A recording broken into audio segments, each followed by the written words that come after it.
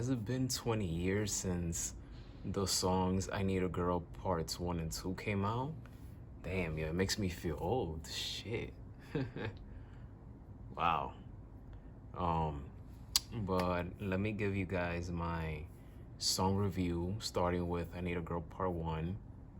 Part 1 is with P. Diddy, Puffy, whatever. He's forever changing his name, but it's him, Usher, and Loon. And it's a terrific song. The music video was great because you had so many bad boy artists making a cameo appearance, like Craig Mack, rest in peace, Carl Thomas, G Dep. You also had not bad boy artists, but they collaborated with them, like Fabulous and DJ Clue. So it was a phenomenal song. I like that Usher sang the hook. For me, my favorite verse is Loon. Loon had the best verse of the song. I feel that he was the X factor of that song. Loon in 2002, 2003, and a little bit 2004, he had a solid momentum going for Bad Boy. I've always liked him. He never became a mega star, but I've always liked him as an artist in Bad Boy. And he was always supportive, or he was always in their music videos and stuff like that. But his verse in I Need a Girl Part 1 was great. What else? But yeah, I Need a Girl came in the aftermath of Diddy's breakup with J-Lo. And you can tell how depressed and miserable he was after that breakup. So, and even the actress that he had in the music video, kind of like the color, skin complexion, the hair, the straightened out hair and things like that, it almost looked like J-Lo. So I think Diddy tried to make the actress in that video look kind of more like J-Lo, but it's not close to it. But he was trying to in some way, somehow. So, and I feel that he dedicated that song to her, whether he admits it or not, when, especially in the ending of that song, when he says, "I love you, girl, and you're the one that I'll always miss." And this is after the breakup of Diddy and J-Lo. So, but it was a great song. And at the time, when a music video would finish to be continued, it will actually continue to another following. And I remember years after that, music videos, they stopped doing it. For example, Trey Songz Can't Help But Wait.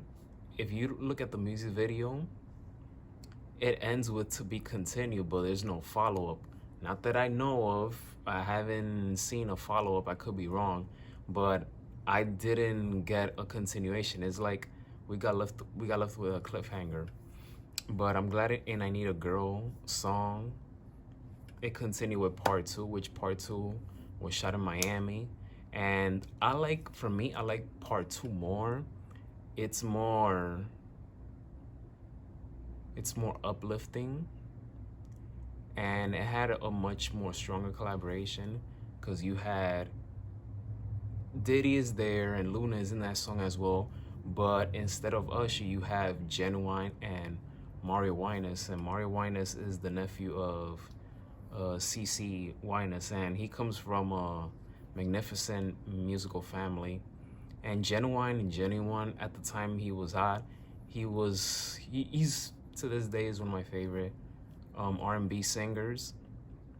So I like that Genuine sang the hook. Mario Winans, he sang his verse. Loon had his own verse, which was good as well.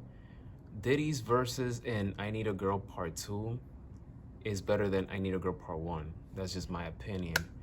So I like that the video was shot in Miami.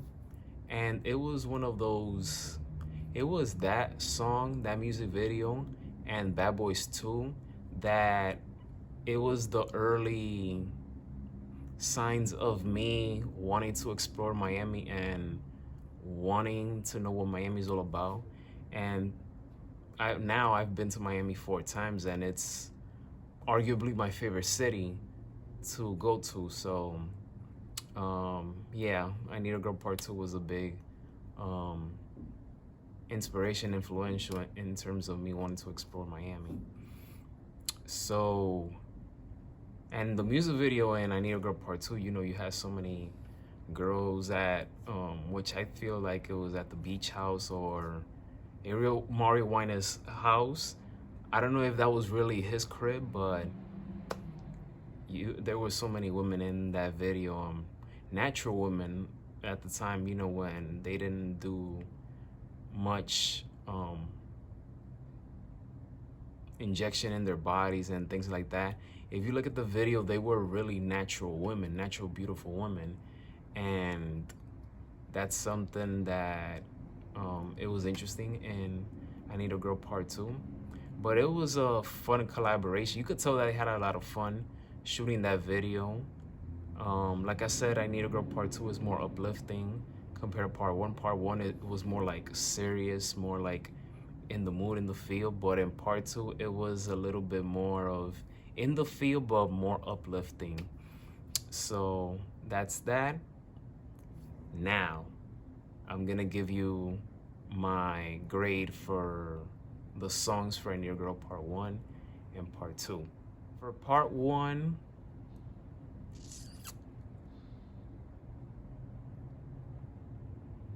I give it an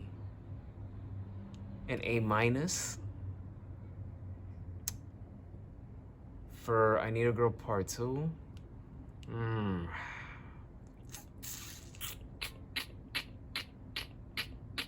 I also give it an A minus. Now, from scores 1 through 5, for I Need a Girl Part 1, a 4.5. For I Need a Girl Part 2, 4.7. Like I said, I like Part 2 more than Part 1, so, but that's my opinion, like I said. And that's my song review for I Need a Girl Parts 1 and 2, which came out 20 years ago. 2002 was a phenomenal year. Phenomenal year. And if you've seen my last song review, I did a 1-minute short about Musiq Soulchild's Don't Change. So since the year is almost ending, I'm gonna try every Friday to give you guys more content on song reviews from 2002 because it's been 20 years. So I might add something from 1997 because it's been 25 years. So with these songs hitting the milestones of 20 and 25 years ago, then I might make more of it, be more consistent going from now all the way to the end of the year. So stay tuned for that one, and hopefully you'll enjoy it, and feel free to give me any suggestions. Well, that does it for this video. Don't forget to hit subscribe, all right? Subscribe to the MMM Journal. So, as always, be safe, and may God bless you all.